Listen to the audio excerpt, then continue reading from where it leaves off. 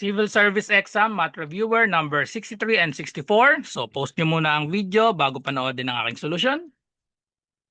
Okay, so number 1, a security system uses a 4-letter password but no letter can be used more than once.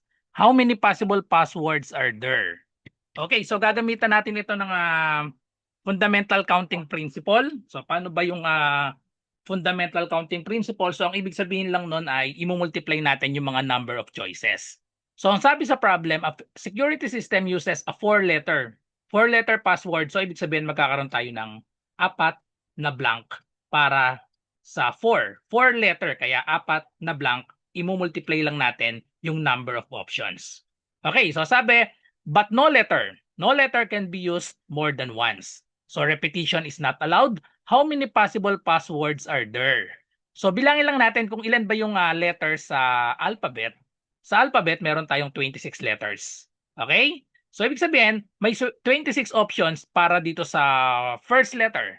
Sa second letter naman, magiging na lang siyang 25 dahil sabi nga, no letter can be used more than once. Kaya paunti lang siya ng paunti, 26 times 25 times 24 times 23. Okay, so kailangan lang natin gawin dito, i-multiply lang natin manually. Okay, so unahin natin itong 26 times 25, i-manual lang natin. 26 times 25, tas i-multiply ko na rin itong 24 times 23, tsaka ko i-multiply yung product nila. Okay, so 5 times 6, we have 30. 5 times 2 is 10, plus 3, we have 13, and then 2 times 26, that is equal to 52.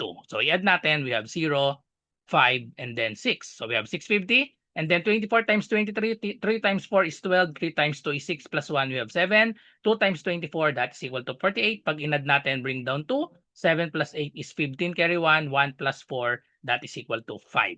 Then i-multiply natin ang 650 and 552. So we have 552, multiply natin sa 650. Bring down lang natin itong 0. Bring down 0. Then yung 5 times 2, we have 10. 5 times 5 is 25 plus 1, we have 26. 5 times 5 is 25 plus 2, we have 27. Then 6 naman, pero may bring down tayong 0. So dito na natin sa tapat ng 6 isusulat yung product. 6 times 2, we have 12. Carry 1, 6 times 5 is 30, plus 1, we have 31. 6 times 5, another 30, plus 3, we have 33. Then i-add na natin. Bring down natin itong dalawang 0. 6 plus 2 is 8. 7 plus 1 is 8. 2 plus 3, that is 5. And then bring down 3. Group natin sa 3. We have 358,800. So 358,800. Letter C ang tamang sagot. Merong 358,800 possible passwords. Okay? So next, number 64, Venn diagram itong number 64. The dogs in a certain kennel are fed brand A and brand B dog food only. Of these dogs, 6 dogs eat brand A and 15 dogs eat brand B. If 4 of the dogs that eat brand B also eat brand A, how many dogs are in the kennel? So, dalawa lang yung pinag-uusapan natin dito, brand A tsaka brand B. So, ibig sabihin, ang Venn diagram natin dito ay dalawang circle na nag-intersect. Okay? So, nag-intersect yung dalawang circle natin. Mag-iumpisa lagi tayo pag ganito sa gitna. So, we have A and B. Okay? So, brand A and brand B dog food only. Of these dogs, 6 dogs eat brand A. So, ibig sabihin yung 6, nasa buo yan dito sa brand A. Kasama yung intersection nila. So, uunahin natin dapat yung nasa intersection. So, huwag muna natin ilagay itong 6. Alam natin, yung buong circle ng A, ang total nun ay 6. And then, 15 dogs eat brand B. Yung buong total naman ng brand B na circle ay 15. Pero again, magsisimula tayo dapat dito sa gitna. Sabi dito, if 4 dogs eat brand B, also eat brand A. Okay, so yun yung nasa gitna natin. Ilalagay natin dito sa pinakagitna yung 4. Tapos, alam natin ngayon, ang total na itong nung A na circle, ang total niya dapat 6. Kung nilagay na natin yung 4 dito sa gitna, ibig sabihin, yung brand A only, itong part na ito yung kumakain ng brand A only. Only yan, yung shaded part na yan. So, yung 4 nasa gitna, so ibig sabihin, meron dito sa part na to, itong shaded part na yan ay magiging yan yung brand A only, magiging 2 na lang ito. While yung brand B only naman, ito i-shade natin, Ito yung kumakain ng brand B only, babawasan natin yung 4 kasi yung 4 kinakain niya din yung A and B. So therefore, 15 minus 4 magiging 11 na lang ito. Okay?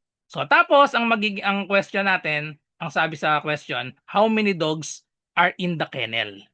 Okay? So how many dogs are in the kennel ay kailangan lang nating i-add itong 2, 4 at 11. Wala nang matitirang number dito sa labas kasi siyempre given sa problem natin, kumakain ng brand A and brand B only. Wala nang ibang hindi kumakain ng brand A and brand B. So ang total natin, how many dogs are in the kennel? Just add 2 plus 4 plus 11. The answer is 17.